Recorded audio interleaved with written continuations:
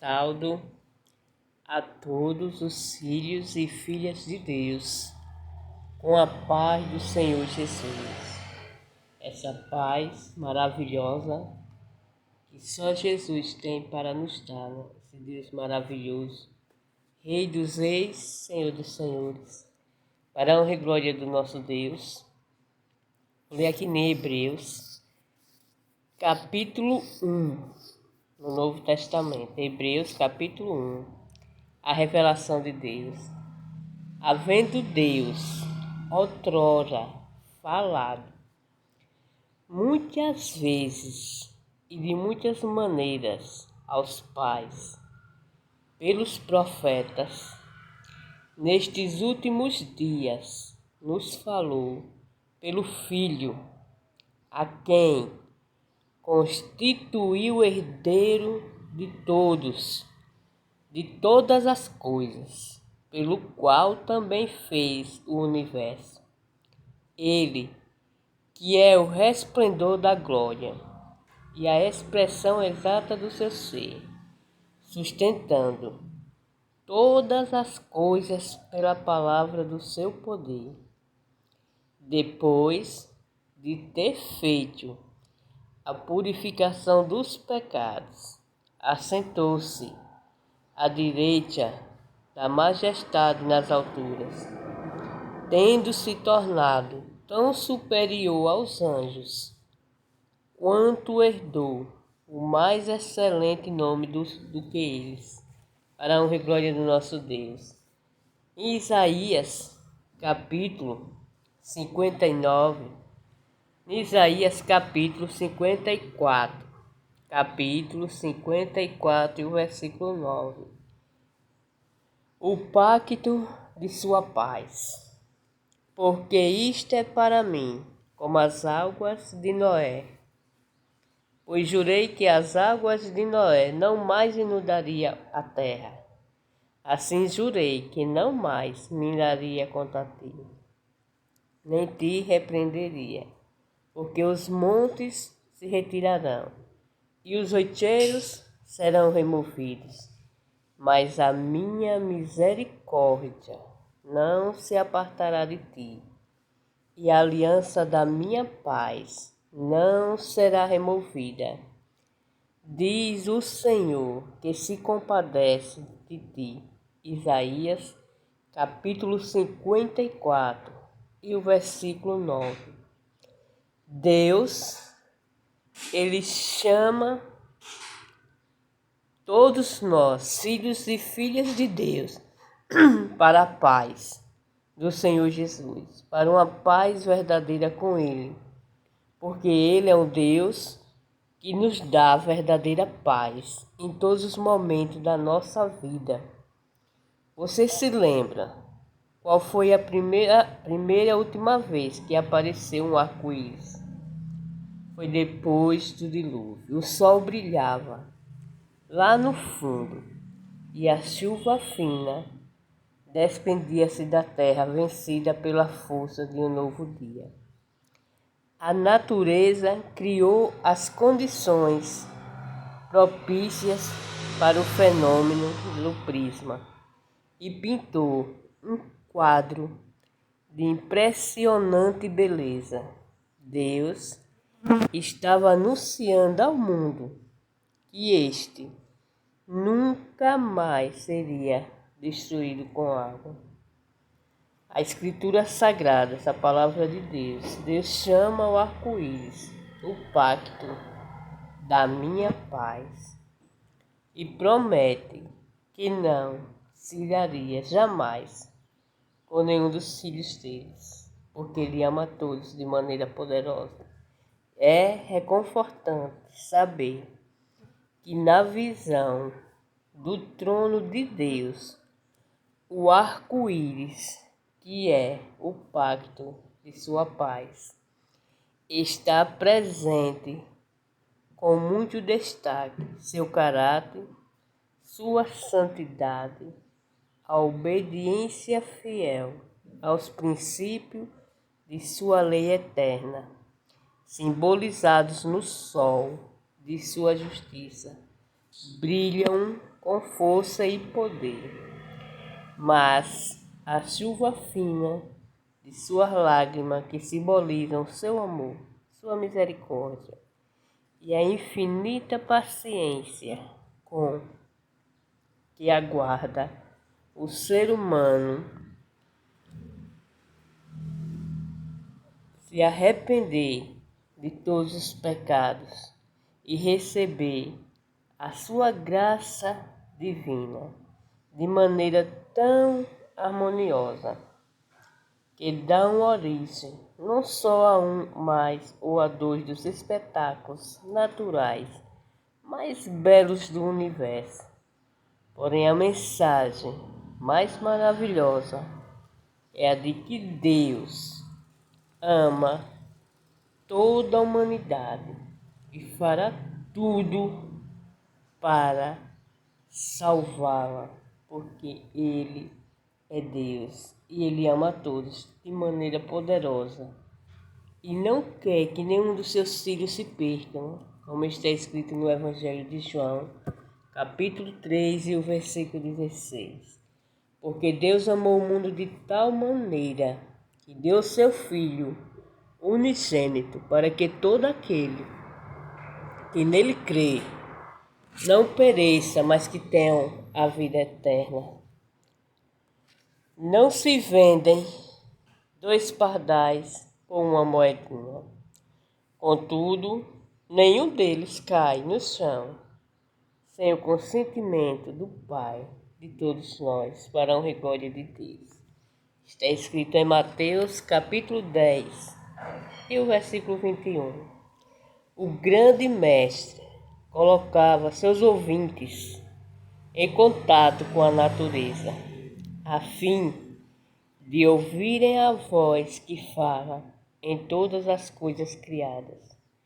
E quando o coração dele se sensibilizava, o espírito e se achava numa disposição de receptividade, ele os ajudava a interpretar os ensinos e os espirituais dos céus e da cena sobre que pousava seu olhar, as parábolas por meio dos que gostavam de ensinar lições da verdade, mostram quão aberto se achava seu espírito às influências da natureza, e com ele se deleitava em tirar os ensinos espirituais do ambiente da sua vida diária. As aves dos céus, os lírios do campo, o semeador e a semente, o pastor e as ovelhas. Tais eram as coisas com que Cristo ilustrava a verdade imoral, a verdade imortal. Ele tirava também ilustrações dos acontecimentos da vida, fatos da experiência familiar aos ouvintes, o fermento, o tesouro escondido, a pérola, a rede de pescar, a moeda perdida, o filho pródigo, a casa na roça e na areia. Em suas lições haviam sempre algo que despertava os interesses das pessoas e falava a todo o coração. Assim, a vida diária, em vez de ser mera rotina de labutas, despojada de pensamentos elevados, iluminava-se e esguia-se pelas constantes lembranças de coisas espirituais e invisíveis, para a honra e glória de Deus, esse Jesus tão maravilhoso e lindo. Jesus nunca proferiu um discurso sobre a santidade da maternidade. Alimentou-se ao peito de sua mãe e santificou assim para sempre a maternidade.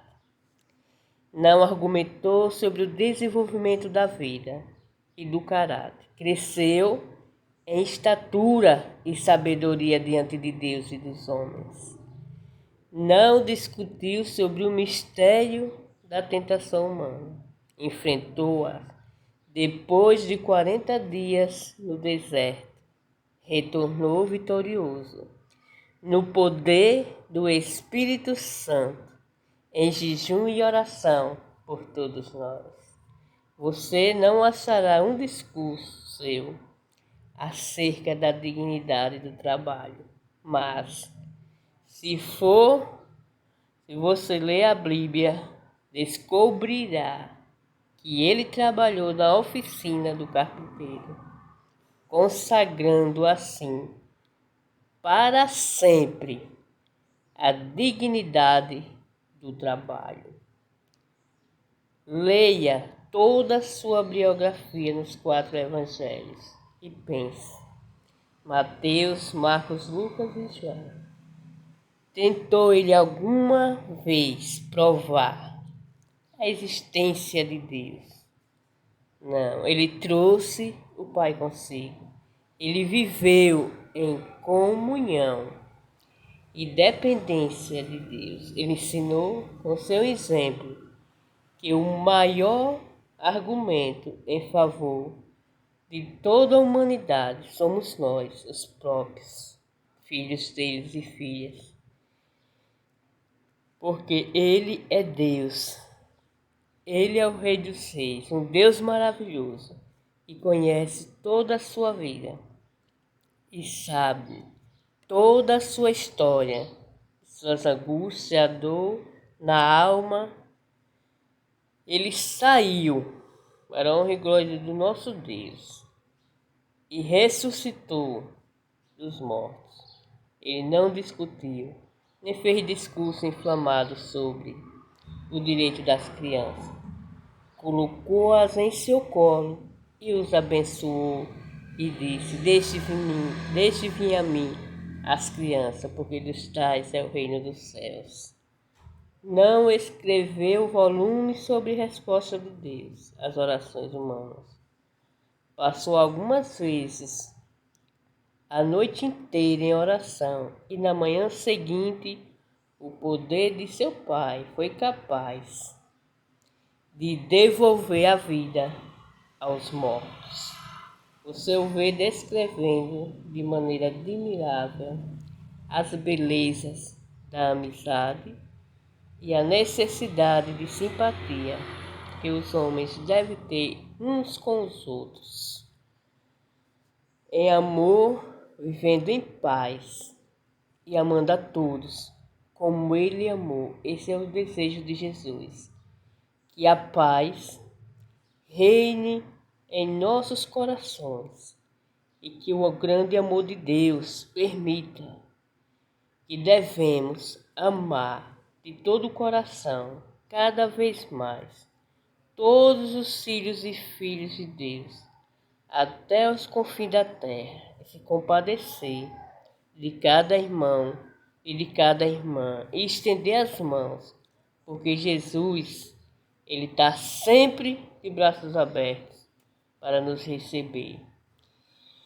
Jesus, Ele tratou as mulheres com todo o respeito infinito, e ao ressuscitar, foi a elas a quem primeiro se apresentou. Não ensinou em alguma sala de aula lições de humildade.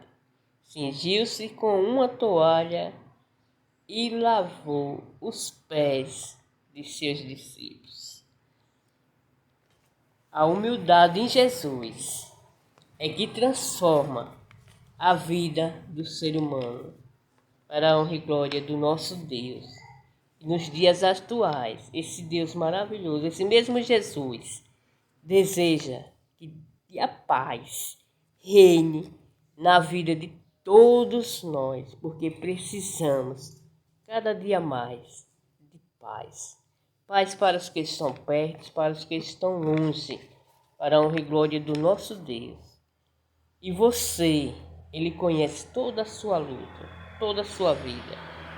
toda a sua história. Você luta e não consegue vencer na vida. Por quê? Uma vez um paralítico chegou até o Senhor Jesus, de uma forma inusitada. Seus amigos o carregavam e colocaram sobre o telhado da casa em que Jesus estava pregando. Abriram um buraco no telhado e baixaram até ele. Vendo a fé daqueles homens, Jesus olhou para o paralítico e disse: Filho, perdoados estão os teus pecados. Ora, o homem não pediu perdão, pois ele era um paralítico. Qualquer um podia ver imediatamente sua doença e sua condição física. Mas o Senhor Jesus, sabendo da razão dele, estava naquela condição, foi direto na raiz do problema. Antes de curá-lo fisicamente,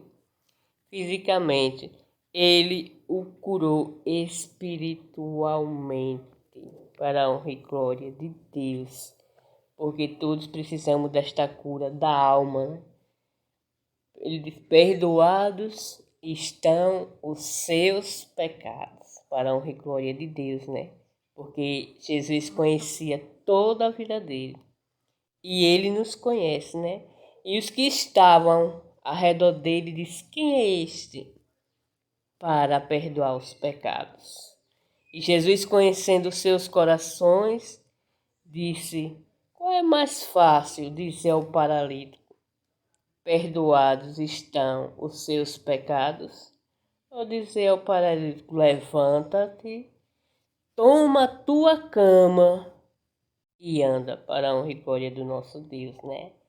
Essa mensagem maravilhosa está escrita no Evangelho de Marcos, capítulo 2, e o versículo 5. Jesus diz: levanta, toma a sua cama e anda, para a honra e glória de Deus. E Deus quer os filhos dele de pé, de cabeça erguida, andando com fé e firmeza, e firme na rocha, porque Jesus é a nossa rocha. É só você colocar sua confiança em Deus, é na palavra de Deus. Porque como ele firma este céu maravilhoso, imagina este céu firmar.